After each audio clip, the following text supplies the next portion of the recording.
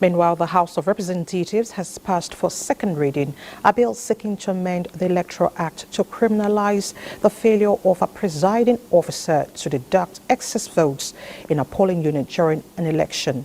The bill, sponsored by Representative Hassan Fulata of Jigawa State, has been referred to the House Committee on Electoral Matters for further legislative action. National Assembly correspondent Mitari Ikme reports on this and other plenary resolutions. The bill proposes an amendment of Section 51, subsection 2 of the Electoral Act to compel a presiding officer to deduct the number of excess votes across all political parties in a polling unit where overvoting is recorded. And the presiding officer shall be prosecuted in accordance with the provisions of Section 145 of this Act, and if found guilty, shall be sentenced to a period of 6 months imprisonment or a fine of 2 million, or both.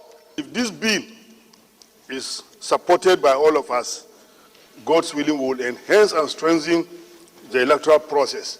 Other lawmakers want further fine-tuning of the bill. There is something we still need to look at, to tweak a little bit for us to get it right, because somebody can still commit this crime of overvoting, and by the amendment we are making, he will still be declared the winner, depending on the margin. Several other bills passed second reading at Tuesday's plenary. They include the Northwest Development Commission Establishment Bill, the Trade Disputes Essentials Services Repeal and Reenactment Bill, and the National Safety Regulation Board Establishment Bill. About the devastations, the dislocations, and the distortions that is taking place in the Northwest.